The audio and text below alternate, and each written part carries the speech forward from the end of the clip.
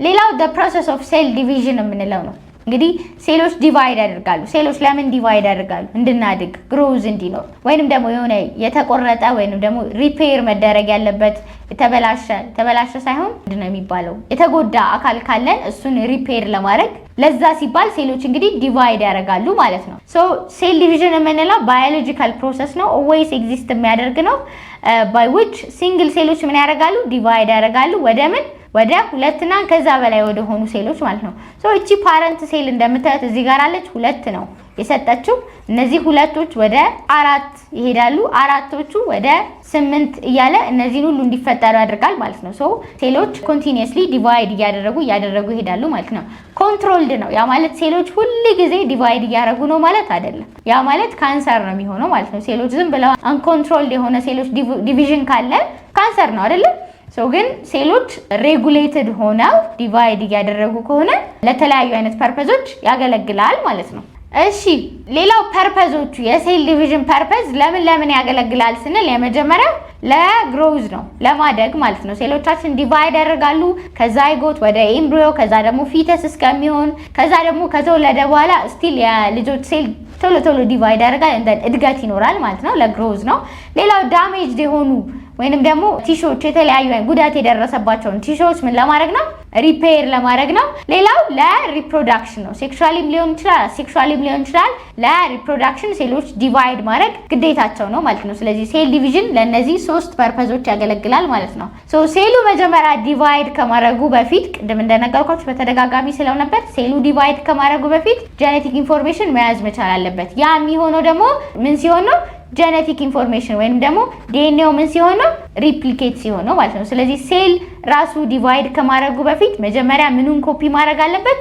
ዲኤንኤውን ኮፒ መደረግ አለበት። ቅድም እንዳልኳችሁ እዚህ ጋራ ሌላ እዚህ ጋራ ሌላ ይሰራል። ሶ ፓረንቱ እንደዚህ ቢሆን ማለት ነው። ከዛ ሁለት የተለያየ አይነት ሴሎች ይኖሩናል ማለት ነው። ሶ ዲኤንኤው መጀመሪያ ኮፒ መደረግ አለበት ሴሉ ዲቫይድ ከማድረጉ በፊት ማለት ነው። ሌላው ሴል ዲቪዥን ላይ ስንመጣ ሁለት አይነት ፌዞች አሉ።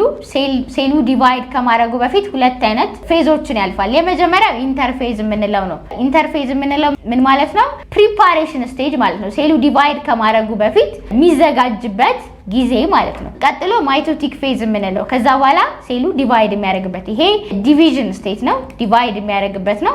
ይሄ ደግሞ ኢንተርፌዝ የምንለው ምንድን ማለት ነው? ፕሪፓሬሽን ስቴጅ ነው ማለት ነው። ስለዚህ ፕሪፓሬሽን እና ዲቪዥን ስቴጅ አለው ማለት ነው። ሶ ኢንተርፌዝ ላይ ይሄ ምን ብያቸዋለሁ ቅድም? ፕሪፓሬሽን ስቴጅ ነው ብለናል። ቢፎር ሴሉ ዲቫይድ ከማድረጉ በፊት ሁለት ከመሆኑ በፊት አዚቲዝ እንዳለ ራሱን የሚያዘጋጅበት ፌዝ ነው ማለት ነው። ስለዚህ ሴሉ በደንብ ያድጋል፣ ማቹር ይሆናል። ማቹር ያላደረገ ኦርጋኔሎች ሴል አይሆንም። ማቹር ያደረገ ሴል ነው።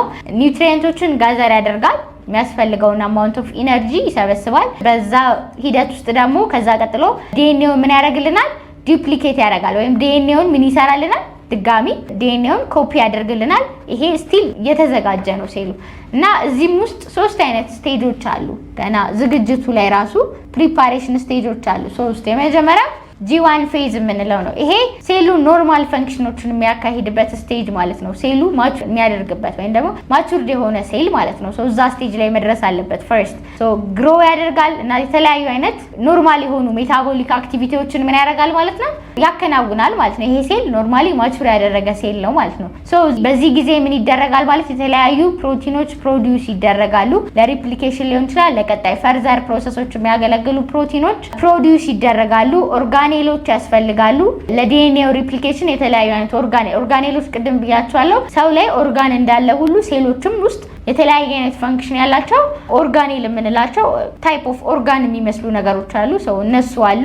ፕላስ ፕሮቲን ሲንተሳይዝ ይደረጋል ለቀጣይ ፈርዘር ፕሮሰሶች የሚያገለግሉ ማለት ነው። ሰው ይሄ የመዘጋጀት ስቴጅ ነው ማለት ነው። ሁለተኛው ይሄም ዝግጅት ነው፣ ግን ሴሉ ስቲል ዲቫይድ አላደረገም። ሰው በዚህ ስቴጅ ላይ ደግሞ በዋነኝነት ምን ያደርጋል ማለት ነው? ዲኤንኤያችን ምን ይሆናል? ኮፒ ይደረጋል ወይም ዲኤንኤያችን ሪፕሊኬት ያደርጋል ማለት ነው። ስለዚህ ሁለት አይደንቲካል ክሮማቲድሶች ሲስተር ክሮማቲድሶች ይሰራል። ሲስተር ክሮማቲድስ ያልኳችሁ ቅድም ተመሳሳይ የሆኑ ቅድም ከመጀመሪያው ሴሎቻችን ሁለት ጄኔቲክ ማቴሪያልስ ወይም ሁለት ዲኤንኤዎች ጀነሬት ይደረጋሉ። አንድ ከነበረ ሁለት ዲኤንኤ እናገኛለን። እነሱ ናቸው ሲስተር ክሮማቲድስ የምንላቸው ማለት ነው። ሶ ሁለት ሲስተር ክሮማቲድሶችን እናገኛለን ማለት ነው። እንደን ሴንትሮመርሱ ራሳቸው ዱፕሊኬት ያደርጋሉ። ሴንትሮመርስ የምንላቸው ሁለቱን ስትራንዶች የክሮሞዞም ስትራንዶች እዚች ጋራ የምታያይዝልን የሆነ ስትራክቸር ናት። ሶ እሷ ራሱ ዱፕሊኬት ታደርጋለች ሴሉ ዲቫይድ ለማድረግ። እንግዲህ አሁን ይሄ የዝግጅት ስቴጅ ላይ ነው ማለት ነው። ሶ ዲኤንኤ ሪፕሊኬት ያደርጋል በዋነኝነት እዚህ ኤስ ፌዝ የምንለው ላይ ማለት ነው። ቀጥሎ G2 ፌዝ የምንለው ወይም ሰከንድ ጋፕ የምንለው ላይ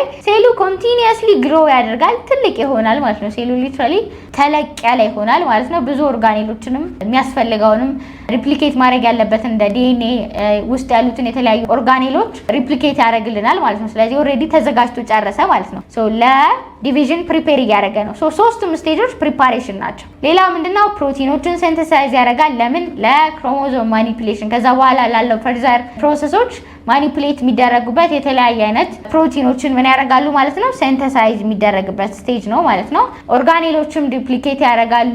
ከዛ ቀጥሎ ላለው ለማይቶሲስ ስቴጅ ሳይቶስኬሌተኖች ሪኦርጋናይዝ ያደርጋሉ። ያ ማለት ሳይቶስኬሌተን የምንለው እኛ ውስጣችን ስኬሌተን የምንለው አጥንት እንዳለን ሁሉ ሴሎችንም ኦርጋኔሎች በቦታቸው ሴሏችን ውስጥ ሳይቶፕላዝም አለ፣ ሊኩዊድ ፈሳሽ የሆነ ነገር ነው። እዛ ውስጥ ኦርጋኔሎች በቦታቸው እንዲቀመጡ የሚያስችላቸው ሳይቶስኬሌተን የሚባል ስትራክቸር አላቸው። እሱም ሪኦርጋናይዝ ይሆናሉ፣ እነሱም ተስተካክለው ይቀመጣሉ ማለት ነው። ከዛ መጨረሻ ላይ ማይቶቲክ ወይንም ደግሞ ሜዮቲክ ዲቪዥን ይካሄዳል ማለት ነው። ሴሉ ለዲቪዥን እየተዘጋጀ ነበር፣ እስካሁን ኢንተርፌዝ ላይ ነው። ቀጥሎ ማይቶቲክ ፌዝ የምንለው ዲቫይድ የሚያደርግበት ስቴጅ ነው ማለት ነው። ዲቫይድ ሲያደርግ ኢዘር ማይቶቲካሊ ሊሆን ይችላል፣ ለግሮዝ እና ለዳሜጅ የሆነ ቲሹዎችን እንትን ለማለት ሪፔር ለማድረግ ሊሆን ይችላል። እንትን የሚለው ዲቫይድ የሚያደርገው ሴሉ ማለት ነው። ያ ሲሆን ማይቶቲክ እንለዋለን። ግን ለሴክስ ሴሎች ከሆነ ጋሜቶችን ፕሮዲውስ ለማድረግ ከሆነ ያ ሴል ሪፕሊኬት እያደረገ ያለው ምን ይባላል? እሱ ሜዮቲክ እንለዋለን ማለት ነው። እነዚህ ሁለት አይነት ሴል ዲቪዥኖች አሉ። ሴሉ ዲቫይድ ሲያደርግ ሁለት አይነት ነው የሚኖረን። የመጀመሪያው ማይቶሲስ የምንለው ነው። ቱ ጄኔቲካሊ አይደንቲካል ሶማቲክ ወይንም ደግሞ ቦዲ ሴሎችን ሲፈጥርልን ነው ማለት ነው። ተመሳሳይ ናቸው። ከፓረንቱ ምንም የሚለያቸው ነገር የለም። ኢን ኬዝ ኦፍ ሜዮሲስ ግን ከመጀመሪያው ከፓረንቱ ሴሎች ፓረንቱ ሴል 2N ከነበር እነሱ ምን ይሆናሉ የሚወጡት? ኤን ነው ኤን የሆኑ ሴሎች ናቸው። ያ ማለት ይሄ 46 ክሮሞዞም ከነበር ይሄኛው 23 ይሄኛው 23 ክሮሞዞም ሆኖ ነው የሚወጡት ማለት ነው። አንድ ብቻ ነው የሚኖራቸው ከዚህኛው ከእናትና ከአባታቸው። ይሄኛው 46 ክሮሞዞም ቢሆን አንዱን ነው የሚወስዱት። አንደኛው ሴል ይሄንን ይወስዳል፣ አንደኛው ሴል ይሄንን ይወስዳል ማለት ነው። ስለዚህ 23 ይሆናል ማለት ነው የሚኖራቸው። ስለዚህ ይሄ ለምንድን ነው የሚያገለግለው? ጋሜት ወይንም ደግሞ ሴክስ ሴሎችን ለመስራት ነው ማለት ነው። አባትየው የሱ ጋሜት ሴሎች ሴክስ ሴሎች ፕሮዲውስ ሲደረጉ አንድ ክሮሞዞም ነው የሚኖራቸው 23። የእናትየው አንድ ክሮሞዞም። ፊተስ ወይንም ደግሞ ይሄ ኤምብሪዮ ሲሰረው ጽንስ ሲካሄድ ደግሞ ዛይጎት የሚሆነው ሁለቱ 23 የነበሩት ምን ሲሆኑ ነው? አንድ ላይ ፈርቲላይዜሽን ሲካሄድ 46 ክሮሞዞም ያለው አንድ ሴል ይሰራሉ ማለት ነው። ከዚህ በኋላ ይሄ ሴል ማይቶቲክ ዲቪዥን ያካሂዳል። ራሱን ኮፒ ያደርጋል። ማይቶቲክ ማለት ለግሮዝ የሚያገለግለውን ይሄኛውን ማይቶቲክ መንገድ ይጠቀምና እያደገ ይሄዳል ማለት ነው። ሜዮሲስ ግን ምን ማለት ነው? ሴክስ ሴሎችን ለመስራት ባለ 23 ክሮሞዞሞችን ለመስራት የሚያገለግል የሴል ዲቪዥን ታይፕ ነው ማለት ነው። ስለዚህ እስካሁን ያየናቸው እንግዲህ ዲኤንኤ ሪፕሊኬሽንን አይተናል። ከዛ ደግሞ ሴሎች ለምን ዲቫይድ ያደርጋሉ የሚለውን ነገር አይተናል። በቀጣይ ደግሞ ፈርዘር እነዚህ ሴሎች ዲቫይድ ሲያደርጉ የሚያልፏቸው ስቴፖች አሉ። እነዚህን ስቴፖች ደግሞ እናያለን ማለት ነው በቀጣይ።